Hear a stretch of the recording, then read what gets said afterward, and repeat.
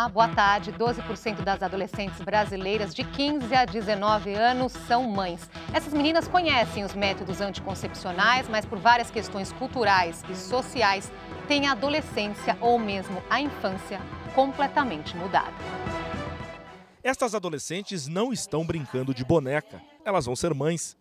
Nesta unidade de saúde aprendem sobre os desafios da maternidade, como a amamentação.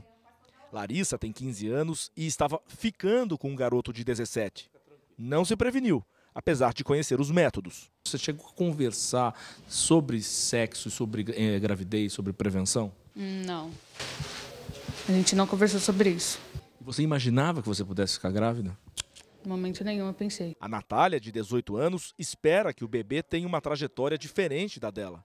E orientar para terminar os estudos, focar pelo menos numa carreira, né? Mas histórias como a dessas meninas não terminam aqui. Um levantamento da Sociedade de Pediatria de São Paulo mostrou que 60% das internações de adolescentes de 15 a 19 anos no Brasil tiveram como causa a gravidez precoce. O Brasil tem 550 mil mães de 10 a 19 anos.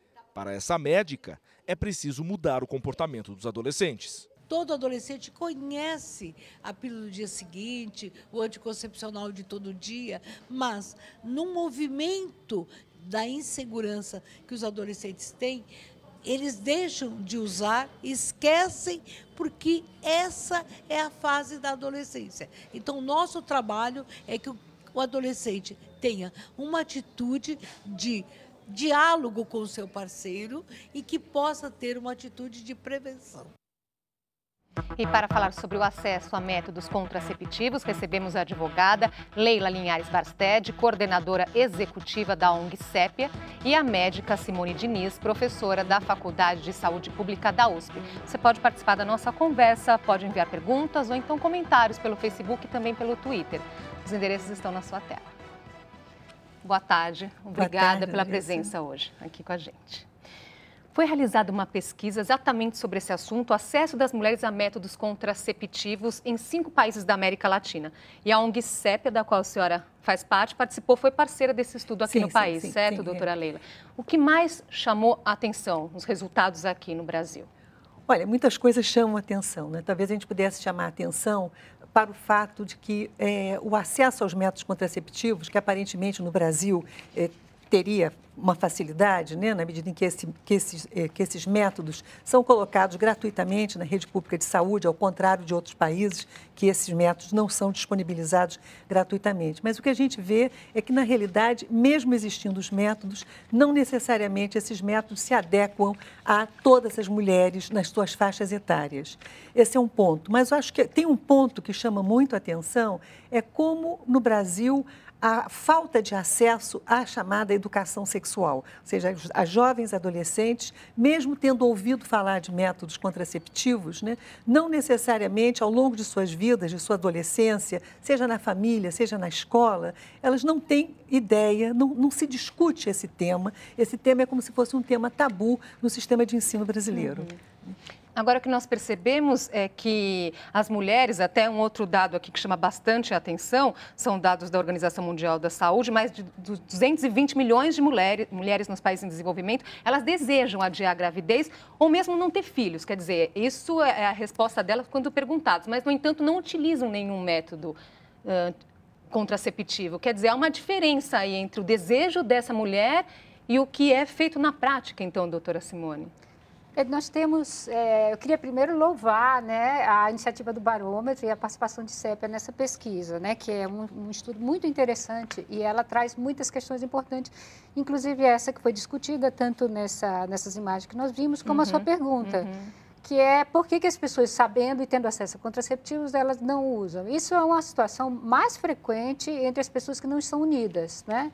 E isso reflete o que a Leila estava falando, não apenas da ausência, né, da oportunidade de trabalhar essas questões fora da relação sexual, sobretudo durante a educação sexual, que já fez parte da nossa agenda da educação fundamental e do segundo grau, né, do ensino médio, mais do que fez agora. Então, o que mais me chamou a atenção dessa pesquisa é que nós já estivemos em situações melhores em termos de política pública. Né? No Brasil, a gente teve iniciativas excelentes de promoção desse debate na escola média, principalmente, né, no ensino médio, e isso houve uma retração nos últimos anos. Né? Então, a gente foi tendo governos cada vez mais, vamos dizer assim, que negociaram sua governabilidade com setores conservadores e esses programas foram perdendo mais e mais espaço.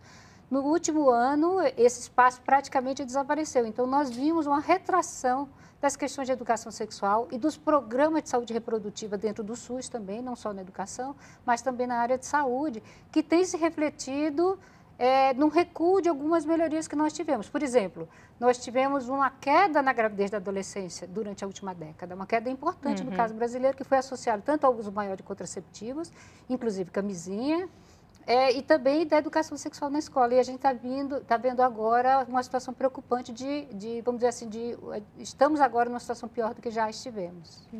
Agora, a doutora Simone citou a educação sexual na escola. O relatório fala justamente disso também, doutora Leila, falando que o nosso país recebeu uma nota baixa nesse sentido, porque as aulas de educação sexual na escola são apresentadas como uma sugestão, como uma sugestão, exatamente. Deveriam ser obrigatórias. Deveria fazer parte de um currículo de educação da escola, né? Ou seja, a escola não é um espaço só para aprender história, geografia, matemática, português, né? Ou seja, a escola deve ser um espaço de aprender a ter acesso a todos os seus direitos, não apenas o direito de aprender a ler e escrever. E os direitos sexuais, os direitos reprodutivos, né, que nós tanto defendemos nessa perspectiva de buscar avanços, né, o que a gente percebe é que isso sofre uma retração, como a Simone disse, né, sofre uma influência muito grande de grupos conservadores e religiosos. Então, todo esse debate sobre sexualidade, e particularmente com adolescentes, esse debate é cada vez mais, né, limitado. E isso também traz uma outra questão, né? Quer dizer, as mulheres brasileiras, de alguma maneira, diminuíram drasticamente, né, a sua fecundidade. A gente tem taxas comparáveis a taxas europeias. No entanto, o que a gente vai perceber é que a permanência de uma taxa, né, mais elevada no grupo de adolescentes aponta para outras questões sociais também, né? Ou seja, quais são os outros desejos, os outros sonhos, as outras necessidades dos adolescentes que não estão sendo contempladas. Sim. São adolescentes que querem estudar, mas que necessariamente não encontram no ambiente escolar nenhum incentivo para continuar, que abandonam, né? Então, quando a gente vai conversar com jovens, particularmente com jovens de periferia, de comunidades mais pobres, nós vamos ver que as expectativas de vida dessas meninas, né, não lhes permite imaginar ser outra coisa do que engravidar e ter filhos, né? Então, acho que tem uma questão ligada à educação sexual e tem uma questão ligada à necessidade de ter um país menos desigual que aponte para maiores possibilidades das meninas e dos meninos terem acesso a outros desejos de estudar, de porque trabalhar. Nós sabemos dessa relação, Exatamente. Justamente desse acesso a métodos contraceptivos ao nível de escolaridade, Exatamente. a mulher no mercado de trabalho, né, doutora Simone? Agora, o que chama a atenção, é bastante preocupante, chega a ser até triste que nós estamos aqui falando desde o início aí da pílula, por exemplo, um símbolo da autonomia da mulher. Nós deveríamos hoje estar aqui falando, então, de avanços e não de retrocessos. Exato. Vocês duas usaram aqui a palavra retrocesso, isso é muito preocupante, então. E eu queria chamar a atenção do seguinte, a gente sempre faz uma narrativa da pílula como tendo vindo, vamos dizer assim, propiciando a liberação das mulheres, né? É importante dizer que a queda da fecundidade na Europa, por exemplo, aconteceu muito antes da existência da pílula, né? Exatamente. Sobretudo baseada em métodos de barreira. O que houve na década de 60 foi uma legalização da contracepção e do aborto em alguns países, mas a contracepção e o aborto eram ilegais.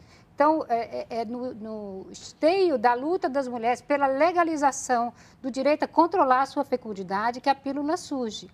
E é preocupante também, né? Eu estou querendo chamar a atenção disso, porque uma das questões que mais nos preocupa é que há 20, 30 anos atrás, a rede pública de saúde, ainda pré-SUS, apresentava um leque de escolha para as mulheres em termos de método, diferente do que a gente tem agora. Nosso leque agora é mais restrito. Ele é muito centrado nos métodos hormonais. O que nós tínhamos antes e o que mudou para hoje? Qual que é a diferença? O que nós tínhamos, primeiro, nós tínhamos muito mais atividades educativas. Então, e essas atividades educativas, elas não eram necessariamente feitas pelo profissional médico, eles eram feitos por uma equipe maior, né, no contexto do surgimento do Programa de Atenção Integral à Saúde da Mulher, onde as atividades educativas tinham um papel muito importante, porque partia-se do pressuposto que as mulheres conheciam pouco o seu corpo, sua fisiologia, seu ciclo menstrual, como evitar uma gravidez, quais eram os métodos que podiam estar disponíveis. Então, nós tínhamos diafragma, em alguns lugares tinha até mesmo capa cervical, DIU era um método que era bastante estimulado, os métodos sintotérmicos, a pílula, os injetáveis e os métodos hormonais em geral, mas também a esterilização cirúrgica, ou seja, havia um leque mais amplo. E hoje? Hoje é uma centralidade nos métodos hormonais, né? Entre outras coisas, o desaparecimento dos grupos onde as mulheres poderiam ter oportunidade de conhecer como o seu corpo funciona e as opções de método. Doutora Leila, alguma explicação do porquê dessa mudança? Exato, quer dizer, eu acho que existe interesse, certamente, da indústria farmacêutica, né? Quer dizer, os métodos hormonais, né? Na realidade, são produzidos pela indústria farmacêutica e tem um interesse que isso seja vendido, né? Por outro lado, receitar um método hormonal é muito mais rápido que você sentar com a paciente e explicar outros métodos, né? Ver qual é o método mais adequado para essa mulher, né? Ou para essa menina, né? Se é um método tratamento mais individualizado. Mais individualizado, né? Que não apenas você indique o método, mas que o profissional tenha também, como a Simone falou, essa ideia de educação, né? De transmitir conhecimentos, né? Até transmitir conhecimentos para mostrar que muitas vezes esse método hormonal pode trazer determinadas consequências e é importante que a pessoa que esteja tomando esse método esteja atenta a outros sintomas, né, que possam, de alguma maneira, indicar que aquele método para aquela pessoa não é o melhor método, né? Então, há esse distanciamento entre o profissional e a mulher ou adolescente que está usando o método, né? Há também essa questão da indústria farmacêutica. E há também essa ponte... O conservadorismo que foi citado aqui no início também entra aí na questão, na relação do profissional da saúde com esses pacientes? Olha, o que a gente vai perceber, esse conservadorismo aparece muito claramente em relação à questão da interrupção da gravidez, né? Nós temos uma legislação extremamente repressora, o Brasil é um dos países de legislação mais repressora em relação ao aborto, e só em 2 casos, né? Quer dizer, recentemente mais em um caso, né? O aborto em caso de risco de vida para a mãe, gravidez resultante de estupro ou em casos de anencefalia, né? E o que a gente percebe, mesmo nesses casos, particularmente do aborto permitido em casos de gravidez resultante de estupro, muitos profissionais alegam escusa de consciência para não proceder, né, a esse aborto, né? Claro que os profissionais têm o direito de ter a sua escusa de consciência, mas na rede pública de saúde, nós temos que ver que essa mulher é uma cidadã, ela tem que ser atendida por esse serviço. Se esse funcionário não pode atender, então o que a gente vê, por exemplo, no Brasil, são mínimos os centros médicos autorizados com pessoal qualificado para fazer, então, essa interrupção legal da gravidez. São Paulo, inclusive, foi um estado pioneiro, a experiência do Hospital Jabaquara, né? Mas, na realidade, esses centros são escassos e há uma dificuldade de muitos profissionais aceitarem, né? E nós sabemos que já tem se tornado um caso de saúde pública também, doutora Simone, que nós sabemos, entra aí a desigualdade mais uma vez, porque a mulher que tem acesso, ela recorre de forma segura, não é verdade? Isso. Aqui no Brasil, muitos estudos mostram que a ilegalidade, o aborto ilegal e inseguro é um problema apenas das mulheres que não podem pagar uma clínica. Porque, então, nós temos essa grande desigualdade. Vamos dizer assim, as complicações de aborto, no caso brasileiro, elas são quase uma exclusividade das mulheres pobres que não têm acesso. Quero chamar a atenção disso porque esse é um debate também sobre qual é o papel da maternidade na vida das mulheres e na sociedade como um todo. E muitas vezes a mulher que faz um aborto é porque ela leva muito a sério a maternidade. A maternidade é uma decisão importante demais na vida de uma mulher para acontecer por acaso. Então, se ela acredita que aquele não é o momento mais adequado para ela ou não é a parceria certa, muitas vezes essa mulher quer fazer a sua maternidade nas condições mais propícias para a próxima geração. Ela faz isso com base na sua responsabilidade como pessoa, como indivíduo, mas também dentro da sociedade, né? Então, criar uma cultura disso implica toda essa agenda que tem sido debatida pelo movimento feminista há décadas, né? Que é educação sexual, a disponibilidade dos métodos contraceptivos. E, no caso de falha de contracepção, é muito importante que o aborto seguro seja democratizado, porque trata-se de uma questão para a democracia. Os direitos reprodutivos são direitos da cidadania, são direitos que dizem respeito à sociedade como um todo e não apenas às mulheres. E levanta também uma questão, né, que é complicadíssima, porque há uma resistência conservadora a aceitar a autonomia reprodutiva das mulheres, né, que as mulheres têm direito de decidir também. Né? Então, o aborto, no caso do aborto, né, quando ele é criminalizado, é um crime que atinge apenas a mulher. Né? Então, há uma desigualdade de tratamento também. Né? Ou seja, a gente sempre costuma dizer que se os homens engravidassem, né, talvez a discussão do aborto no Brasil seria diferente. Né? Seria um sacramento. A Laís Borel está até participando pelo Facebook, falando justamente dos homens. Né? Ela falou que gostaria que vocês falassem também da responsabilidade do homem, porque quando falamos do método anticoncepcional, sempre fica apenas em cima da mulher essa responsabilidade. A ênfase nos hormonais, né, e a entrada da pílula, algumas autoras fazem a interpretação que, claro, que é importante que a mulher tenha autonomia no método dela, que ela usa, mas isso também coloca a responsabilidade apenas na mulher. Os eventos adversos são todos na mulher.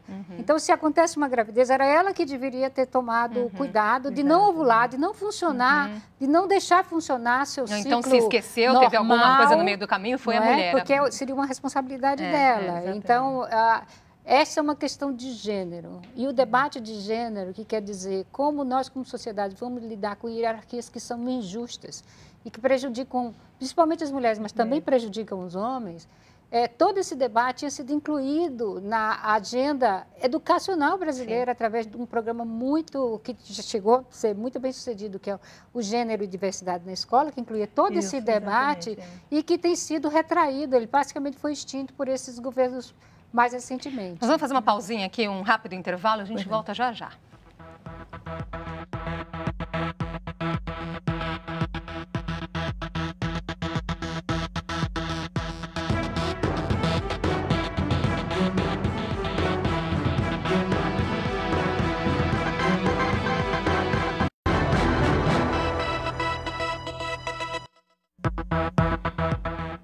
Já estamos de volta com o JC Debate, conversamos sobre o acesso das mulheres aos métodos contraceptivos. Com a gente, a advogada Leila Linhares Barstedt, coordenadora executiva da ONG Sépia, e a médica Simone Diniz, professora da Faculdade de Saúde Pública da USP. Continue aqui participando da nossa conversa. Gostaria de começar esse bloco agora falando da questão das campanhas. Nós sabemos que há campanhas em relação à educação sexual, mas o quanto elas são eficientes? Elas têm resultado? Eu diria que o que o barômetro mostra é que, no Brasil, campanhas que tiveram resultados positivos são campanhas voltadas para a questão de prevenção de DST e AIDS. Né? Quer dizer, havia uma expectativa muito negativa quando a AIDS começa a surgir no Brasil, de que ela iria disparar. Né? E, na realidade, houve uma política muito eficiente do governo brasileiro, né, em relação à quebra de patentes, à distribuição gratuita e ao atendimento especializado, né, àquelas pessoas que tiveram o vírus contato com a AIDS. Né? No entanto, essas campanhas são campanhas de prevenção de doença. Né? E nós temos, eu acho, né, eu não sei se Simone concorda comigo, talvez de uma década para cá, um esvaziamento de campanhas de promoção da saúde. Né? Nós temos em relação ao câncer de mama, mas toda essa parte de mostrar para as mulheres que elas podem ter filhos, como ter filhos, qual é o acesso Quer dizer, a gravidez não entra aí nessa discussão. Não entra nessas campanhas, entendendo? Você tem os cartazes, né, nos postos de saúde, em alguns lugares, mas, na realidade, campanha pública, na grande mídia, essas campanhas não levam, né, a quem está assistindo uma televisão ou lendo um jornal a aprender como, né, pode melhorar a sua possibilidade de ter filhos ou como evitar ter filhos. Então, acho que essa questão das campanhas, o Brasil ele teve um protagonismo nas campanhas, mas nessa questão, especificamente da saúde reprodutiva, essas campanhas não ocorrem. Né? Quer dizer, teve um outro foco que deu resultado, daí a importância, então, desse investimento. Campanha. Exatamente. Né? Doutora Simone. Então, um dos grandes benefícios dessas campanhas foi aumentar o uso de camisinha masculina na população brasileira, sobretudo entre jovens, né? Então, os jovens em relação, que não são unidas, em relação eventuais, eles têm a maior taxa de uso de camisinha no Brasil, para todas as faixas etárias, etc. Então, esse foi o lado positivo. No entanto, nós temos visto uma retração mesmo dessas campanhas, né? Essas campanhas têm sido cada vez menos frequentes. E o lugar da atividade educativa para a contracepção é o serviço de saúde, na atenção primária, principalmente, né, na consulta, e a escola, né, através desses programas de educação sexual, e infelizmente a gente está tendo essa retração.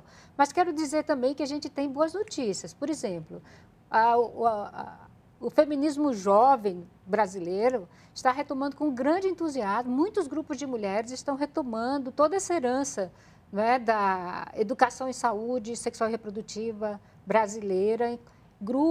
Vários grupos aqui em São Paulo, grupos como o Coletivo Feminista e outros, voltaram a fazer esse tipo de atividade, a trabalhar com diafragma e etc. Questões que estavam interrompidas, mas que têm sido retomadas por esse feminismo jovem com grande vigor, né? Essa é uma notícia muito boa. É importante dar as notícias boas também, né? Sim. A Maíra Curso, ela pergunta, essa maior disponibilização de método hormonal é por conta do preço ou só da efetividade? Se bem que as mulheres aí, quando questionadas em relação ao uso, falam do preço. Citam o preço aí como um fator negativo, não é, doutora? Acho que na rede pública é gratuito. É gratuito. Nós temos. Essa não é a questão. Não, essa não é a questão. Tem disponível. Agora, o que tem disponível é basicamente os métodos hormonais. Né? Agora, eu acho que o que surge muito nessa discussão, né, é toda uma questão de cultura mesmo. Né? A pergunta anterior dizia a respeito que a gente estava focando muito na questão da mulher e não dos homens. Né? Quer dizer, nessa questão da campanha para a prevenção de doenças sexualmente transmissíveis, acabou focando muito na questão da camisinha, né, que é, então, um recurso masculino. Né? Embora, acho que a gente faz todo um trabalho de mostrar para as mulheres que elas têm o direito de exigir também, de negociar com o seu parceiro o uso da camisinha. E a gente sabe que existe, sim, né, uma mudança de mentalidade em grupos feministas e também em jovens. A CEPIA tem um trabalho muito interessante com jovens, meninas e meninos, né, adolescentes e jovens, e nós lançamos um aplicativo, chama-se Partiu Papo Reto. É um aplicativo sobre saúde sexual e reprodutiva. Partiu Papo Reto. É uma conversa, né, no WhatsApp, em que uma coloca do tipo, fulano engravidou, mas por que engravidou? Né? Porque não usou o método, ou porque o namorado não quis usar a camisinha, e ele não quis usar a camisinha porque ele disse que não gostava. Então, meninas e meninos começam a entrar nesse bate-papo. E a gente tem feito muitas reuniões com esses jovens, muitos encontros, e nós ficamos muito interessadas em perceber que há, por parte desses jovens, o interesse em conhecer mais seus direitos na área da sexualidade e da reprodução. Tem mais gente aqui participando. O Patrick de Mello, via Twitter, ele pergunta a opinião de vocês se o excesso de assistencialismo aumenta a taxa de natalidade, mesmo a sociedade tendo acesso a contraceptivos, doutora Simone. Existe evidência empírica muito clara de que isso não é verdade, né? Por exemplo, a taxa de uso de contraceptivo é mais alta nas mulheres que recebem Bolsa Família, por exemplo. Exatamente. Então, esse argumento é um argumento completamente desqualificado do ponto de vista da realidade. Sim. A realidade mostra uma situação oposta. Outra questão que eu acho que é importante a gente chamar a atenção é que a matéria mostrou, né, a menina não pôde continuar os estudos porque estaria grávida, etc. Né? Os estudos no Brasil mostram que as meninas que engravidam adolescentes, muito frequentemente, elas já estavam fora da escola. Ou elas abandonam a escola por motivos outros que não a gravidez. E temos que lembrar que as mulheres trabalhadoras brasileiras, assim como as estudantes, têm direito à creche e à licença maternidade. Sim. Existem direitos à maternidade. É importante lembrar isso num contexto onde a gente tem visto uma retração dos direitos trabalhistas, incluindo o direito à licença maternidade e à creche.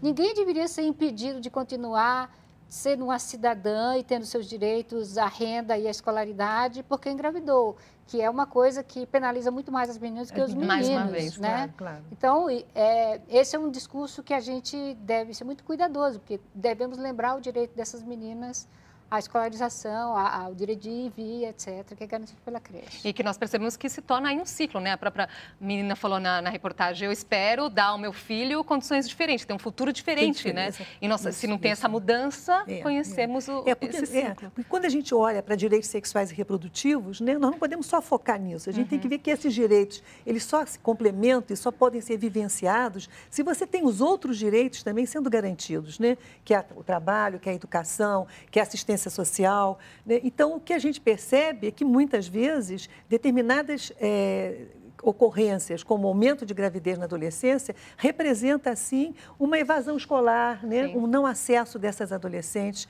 ao sistema de ensino. Uma palavrinha final, então, aí nós estamos chegando ao fim do nosso tempo aqui, doutora Simone, o quanto que é importante esse acesso aí aos métodos contraceptivos, até pela luta da igualdade de gêneros, né? Que é um assunto que a gente sempre gosta de trazer aqui no JC Debate. Controlar a fecundidade é um direito humano básico, né? Que penaliza mais as mulheres se elas não têm acesso a isso. E é muito importante que a gente, nesse contexto, vamos dizer, adverso, encontre as brechas para fazer avançar esses direitos. E lembrar que cada 2 anos a gente tem eleição e a nossa responsabilidade de que, se a gente não mudar os nossos representantes, né, nós não vamos ter políticas apropriadas para promover direitos sexuais e reprodutivos. Então, eu tenho grande esperança, não só na democracia representativa, com todos os seus limites, que são muitos, como nós temos visto, mas também de achar as brechas. A sociedade civil precisa encontrar as brechas para a promoção de direito, independente da sua representação formal. Rapidamente, doutora Leila. Não, é importante isso que a Simone está falando, né? E é importante que as mulheres tenham um protagonismo nisso, né? Que elas possam exigir os seus direitos, não deixar que o que já foi conquistado possa ser perdido, consolidar o que foi conquistado e continuar lutando pelos direitos, porque se não houver, né, essa manifestação, essa mobilização, essa coisa maravilhosa que a gente viu, por exemplo, na mobilização das mulheres, né, em Washington, em diversos países do mundo, né, contra políticas conservadoras, se nós mulheres não nos mobilizarmos, os nossos direitos vão por água abaixo. Agradeço muito a participação de vocês aqui hoje. Até uma próxima oportunidade. Obrigada. Muito obrigada pela sua companhia e uma ótima tarde para você.